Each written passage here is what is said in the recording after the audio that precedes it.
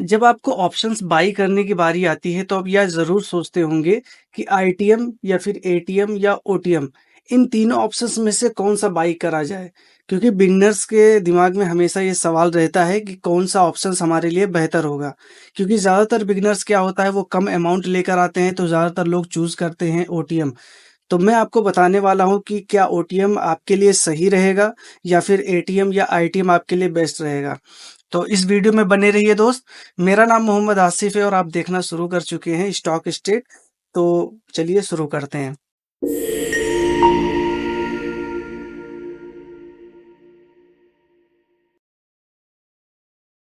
सबसे पहले ये समझ लेते हैं आईटीएम होता क्या है। तो आईटीएम होता है in the money.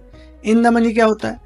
In the money जैसे मान लीजिए कि जो करंट मार्केट प्राइस चल रहा है वो चल रहा है 22,000 पे। निफ्टी की बात कर रहा हूँ, तो निफ्टी चल रहा है कितने पे? 22,000 पे। लेकिन जो भी ऑप्शंस रहेंगे, जो भी स्ट्राइक प्राइस 22,000 के नीचे रहेंगे, जैसे 21,900 हो गया, ठीक है, 21,800 हो गया, या फिर इसके नीचे जितने भी ऑप्शंस रहेंगे वो क्या रहेंगे? वो रहेंगे आईटीएम, यानी इन द मनी रहेंगे। ठीक है। अगर ये कॉल, अभी मैं फिलहाल कॉल की बात कर रहा हूँ, तो ये कॉल का क्या है? ये आईटीएम है। अगर वहीं पर पुट की आईटीएम की बात करूँ तो पुट का जो आईटीएम रहेगा वो क्या रहेगा? वो 22,100। ठीक है, 22,200। इसके ऊपर जितने भी स्ट्राइक प्राइस रहेंगे वो पुट के लिए क्या रहेंगे? वो इन द मनी रहेंगे। तो ये होते हैं इन द मनी। इसके बाद आता है एटीएम। एटीएम क्या होता है? देखिए, जैसे मार्केट का जो करंट वैल्यू चल रहा है वो है 22,000। ठीक है, जैसे पहले की तरह हमने लिया आईटीएम में जिस तरह से, तो 22,000। तो 22,000 का जो स्ट्राइक प्राइस रहेगा वो एट द मनी रहेगा। ठीक है, एट द मनी का कोई भी इंट्रेंसिक वैल्यू नहीं रहती है। ठीक है, और इन द मनी की बात करें, जितना मार्केट, जैसे मान लीजिए कि इन द मनी में क्या रहता है कि 22,000 चल रहा है करंट मार्केट प्राइस। ठीक है, तो क्या अगर इन द मनी कॉलम ले रहे हैं 21,900 का, तो क्या होगा? हमारे पास जो इसका जो इंट्रिंसिक वैल्यू रहेगा वो कितना रहेगा? वो 100 रहेगा।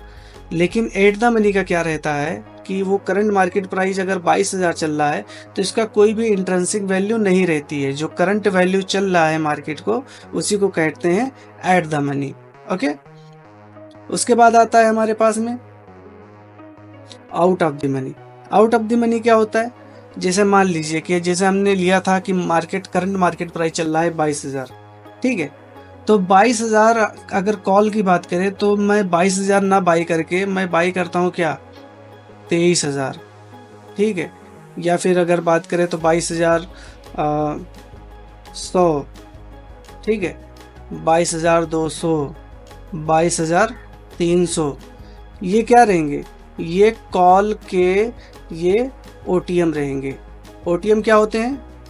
ओटीएम होते हैं आउट ऑफ द मनी। ठीक है, जहां पर अभी उसकी करंट मार्केट वैल्यू नहीं पहुंची है, यानी कि जब भी करंट मार्केट वहां तक नहीं पहुंचा है तो उसको क्या कहते हैं? उसको कहते हैं ओटीएम। इसी तरीके से अगर ये कॉल का था, तो अभी पुट की बात करें तो मार्केट प्राइस कितना चल रहा है? 22,000 चल रहा है। ठीक है, तो अगर मैं बात लेता हूँ कि 21,900। ठीक है, 21,800, ये क्या रहेंगे? ये रहेंगे पुट के ओटीएम। ठीक है, इनका कोई भी इंट्रिंसिक वैल्यू नहीं रहता है। तो अगर मान लीजिए कि एक्सपायरी आती है, एक्सपायरी मार्केट बंद हो जाता है, तो आपका जितना भी पैसा रहेगा वो सारा का सारा जीरो हो जाएगा अगर हम ओटीएम में बाई करते हैं। तो अभी हम चार्ट पे समझेंगे और चार्ट के अलावा भी हम ऑप्शंस में जाके सीखेंगे कि ये चीज़ें काम कैसे करती हैं। ओके गाइस, ये हमारा सेंसिबल का जो है वो वेबसाइट है, सेंसिबल। इसको भी आप लॉगिन कर सकते हैं, आपके पास में जो भी ब्रोकर हैं। ठीक है, इसको फ्री में लॉगिन कर सकते हैं, जो भी फीचर्स हैं इसको आप जो है एक्सेस कर पाएंगे।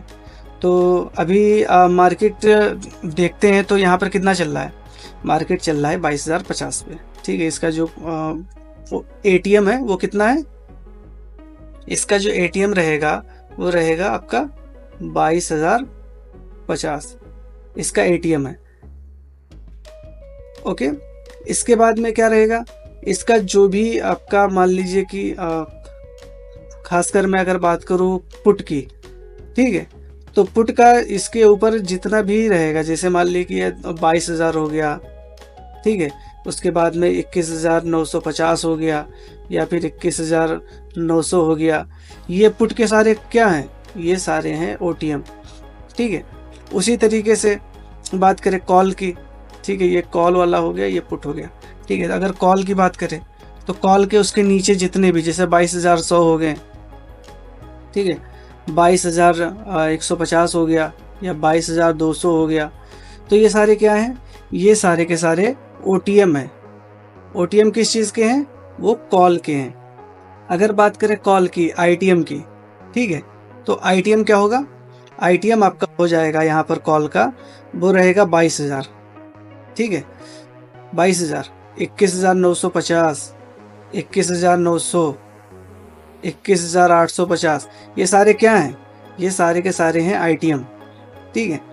और उसके बाद में फिर अगर पुट की ITM की बात करें तो पुट का जो ITM रहेगा वो क्या रहेगा, 22,100, ठीक है, 22,150, 22,200, ये सारे क्या हैं, ये सारे के सारे जो हैं वो आपके पुट के ITM है। ओके, तो आपको समझ में आ गया होगा कि इन द मनी या फिर एट द मनी और आपका जो है आउट ऑफ द मनी, ये होते क्या हैं।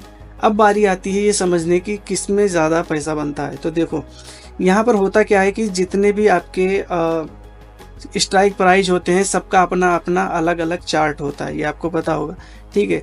कोई चार्ट स्लो चलते हैं, कोई चार्ट जो है तेज़ी से चलते हैं। अब यहाँ पर कैसे पता लगेगा कि कौन सा चार्ट तेज़ी से चल रहा है, कौन सा चार्ट जो है आपका स्लो चलेगा, तो वो आपको पता चलेगा इंट्रिंसिक वैल्यू से। इंट्रिंसिक वैल्यू क्या होता है समझते हैं। ये NSE की वेबसाइट है, NSE वेबसाइट पे आपको ये ऑप्शन चेन दिख जाएगा। तो यहाँ पर देखो, यहाँ पर आपको दिख जाएगा IV, ठीक है, इंट्रिंसिक वैल्यू। अब कैसे पता लगेगा कि कौन सा ऑप्शन किस तरह से काम करता है, तो मैं अगर ले लेता हूँ 22,000 कितना 50 रुपये, ये एट द मनी है। तो एट द मनी में अगर मान लीजिए करंट जो मार्केट है वो अगर चलता है कितने से, 12 रुपये अगर ऊपर जाता है, करंट मार्केट चार्ट की बात कर रहा हूँ, अगर वो 12 रुपये से ऊपर जाता है तो क्या होगा, ये जो आपका ऑप्शन है वो 1 रुपये ऊपर या नीचे जाएगा, ठीक है, वो 1 रुपये आपका ऑप्शन चलेगा। उसके बाद में जैसे मान लीजिए कि अगर हम उसी तरीके से बात करते हैं इन द मनी की, ठीक है, तो इन द मनी में क्या रहता है, अगर इन द मनी में हम अगर मान लीजिए कि पुट बाई करते हैं या कॉल बाई करते हैं, ये एक्चुअली ये कॉल का सेक्शन है, ठीक है, ये आपका पुट का सेक्शन है। तो अगर मान लीजिए कि अगर आपने बाई किया कितने का, 22,100 का आपने पुट बाई किया है, ठीक है, जो कि 164 रुपये आपको प्रीमियम पे करना पड़ेगा एक शेयर का। तो यहाँ पर इसका IV कितना चल रहा है, इसका IV चल रहा है आपका 12 रुपये 74 पैसे, ठीक है। तो अगर मान लीजिए कि अगर आपने ये बाई किया है 22,100 का, तो इसका जो ऑप्शन चलेगा वो कैसे चलेगा, अगर करंट मार्केट प्राइस चलेगी 12 रुपये 74 पैसे, तब आपका जो ऑप्शन परफॉर्म करेगा, तब जाके वो 1 रुपया आपका आगे बढ़ेगा, समझ गया। उसके बाद में आता है उसी तरीके से OTM की बात करें।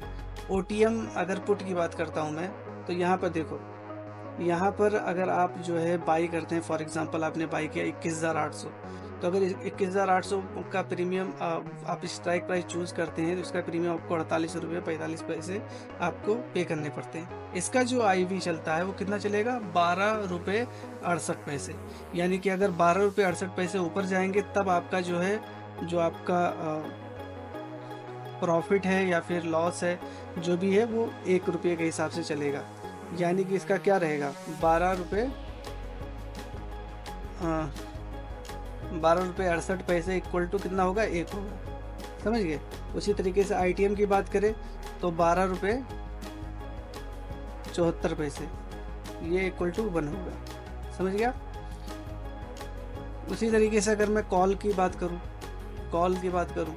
ठीक है, तो कॉल में क्या रहेगा, मान लीजिए कि आपने बाई किया कितने का, आपने 21,800 का आपने कॉल बाई किया, तो आपको 311 रुपये आपको पे करने पड़ेंगे।